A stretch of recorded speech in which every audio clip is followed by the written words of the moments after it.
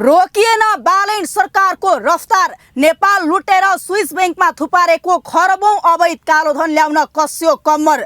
आफ्नै मन्त्रीलाई बालेनले गर्दैछन् किकआउट। देउबा दम्पतिको गरियो लोकेसन ट्र्याक। ढालियो दीपक भट्टपछि अर्का शक्तिशाली बिचौलियाको साम्राज्य। के नेपाल बन्नै लागेको हो त रामराज्य? नेपालको राजनीतिमा यस्तो भूकम्प सायदै कहिले आएको थियो। एकातिर देश लुटेर स्विस बैंकमा पुर्याएको खरबौं कालोधन स्वदेश फर्काउने तयारी, अर्कोतिर आफ्नै मन्त्रीलाई ठाडो एक्सन लिँदै पदबाट किकआउट। विदेशमा लुकेका पूर्व प्रधानमन्त्री शेरबहादुर देउबा दम्पतिको लोकेसन ट्र्याकदेखि सिंहदरबार चलाउने शक्तिशाली बिचौलिया रामचन्द्र र दीपक भट्टको साम्राज्य पतनसम्म।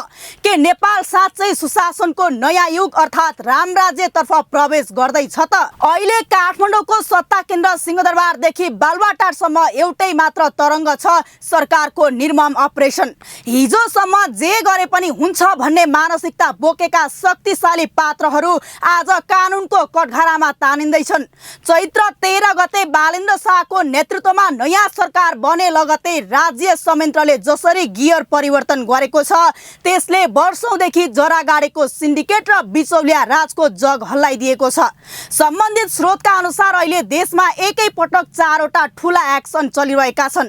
पहिलो प्रहार स्विस बैंकको कालोधनमाथि भएको छ।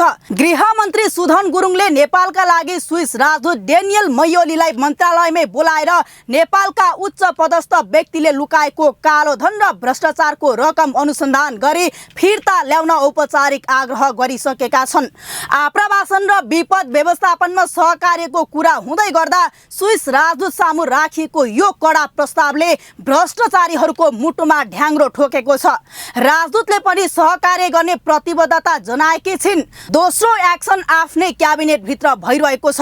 श्रम मन्त्री दीपक कुमार शाहलाई प्रधानमन्त्री बालेन्द्र शाह र पार्टी सभापति रवि लामिछानेको सल्लाहमा पदबाटै हटाउने अन्तिम तयारी भइसकेको छ। पार्टीले उनलाई सिधै रिकल गर्दैछ।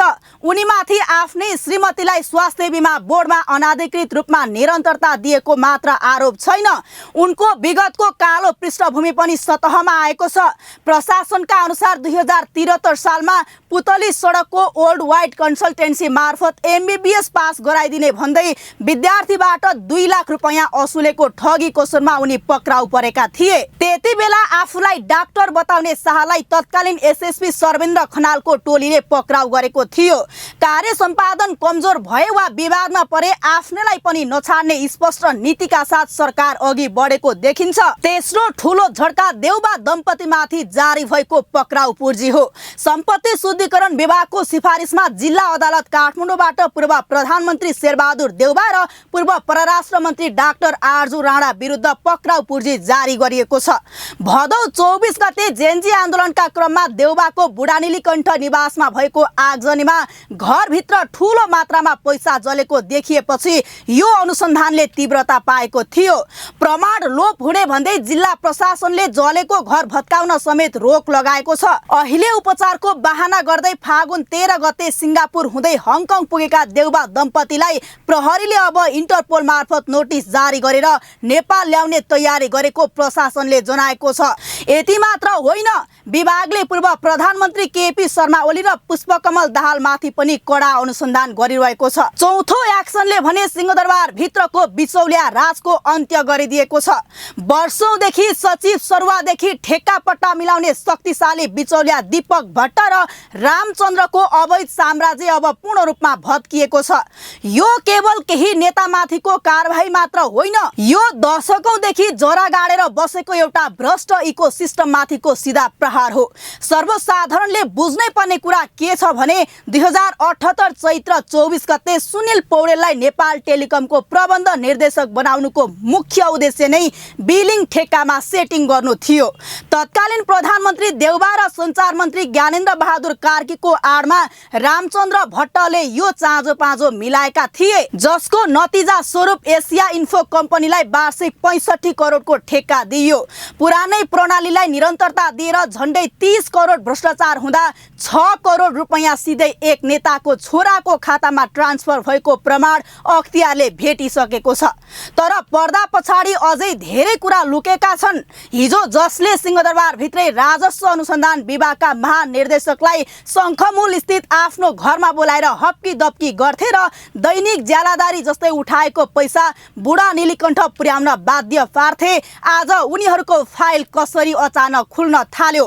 सुशीला कार्की नेतृत्वको सरकारले सुरु गरेको यो अनुसन्धानलाई बालेन्द्र शाहको नेतृत्वमा सरकार गठन भएपछि जसरी तीव्रता दिएको छ, यसले स्थापित भनिएका राजनीतिक दलहरूभित्र भुइँचालो ल्याइदिएको छ।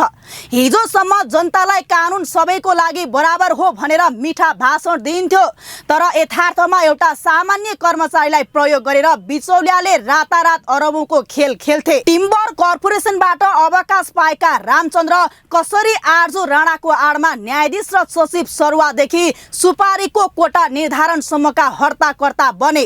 कसरी राजस्व अनुसन्धान विभागमा व्यापारीमाथिको खुल्ला एक्सटोर्सन सुरु भयो? यी सबै प्रश्नको जवाफ अहिले सतहमा आउँदैछ। एकजना पूर्व सचिवले भने जस्तै काबिल कर्मचारीलाई पाखा लगाएर पैसाको आधारमा सेटिङ गर्ने रामचन्द्र र दीपक भट्टको सत्ता अब ढलेको छ।